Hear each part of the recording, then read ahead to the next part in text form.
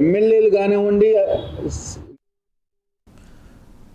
Visakha steel ప్లాంట్లో ఈఓఐలను రద్దు చేయాలని డిమాండ్ చేస్తూ అఖిలపక్ష రాజకీయ పార్టీల ఆధ్వర్యంలో రౌండ్ టేబుల్ సమావేశాన్ని నిర్వహించారు. విశాఖ ఉక్కు పరిరక్షణ పోరాట కమిటీకి మద్దతుగా తెలిపారు. ఇక విశాఖ స్టీల్ ప్లాంట్ను ప్రైవేటు పరం చూస్తూ ఊరుకోబోమని పోరాటం ఉధృతం చేస్తామని సిపిఐ రాష్ట్ర కార్యదర్శి రామకృష్ణ, మాజీ మంత్రి బొత్స సత్యనారాయణ పేర్కొన్నారు.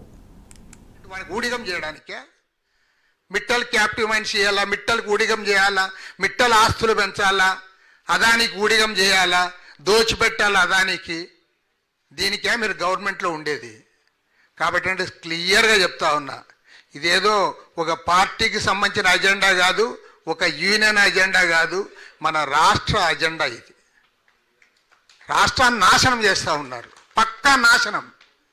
అదానీలు అంబానీలకు పెద్దపీట వేసి మిట్టల్కి స్టీల్ ఫ్యాక్టరీ ఇచ్చి, మెడికల్ కాలేజీలన్నీ ప్రైవేట్కి ఇచ్చి, ఆల్రెడీ ఇంజనీరింగ్ కాలేజీలు ప్రైవేటే, జూనియర్ కాలేజీలు వాళ్ళే, యూనివర్సిటీలు కూడా మామూలు కాదు. యూనివర్సిటీలు ఆంధ్ర యూనివర్సిటీ, ఎస్వి యూనివర్సిటీ, ఎంతో పేరు ప్రతిష్టలు ఉన్న యూనివర్సిటీలు ఇవాళ వాటిని అనుకునే వాళ్ళు లేడు,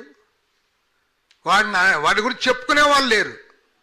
అలాంటి ఇవాళ మొత్తం వ్యవస్థనంతా కూడా ప్రైవేట్కి అప్పచెప్పే ఒక కుతంత్రము, కుట్ర, ఉద్దేశపూర్వక ప్రయత్నము ఇవాళ రాష్ట్రంలో జరుగుతూ ఉంది. రాబోయే రోజుల్లో మనము నిమిత్త మాత్రులుగా మిగిలిపోతాం. ప్రభుత్వము వారికి ఊడిగం చేయడానికి మాత్రమే పనికొస్తుంది. బీసీల గురించి మాట్లాడే నైతిక అర్హత వైసీపీకి లేదన్నారు మంత్రి వాసంశెట్టి సుభాష్. 34%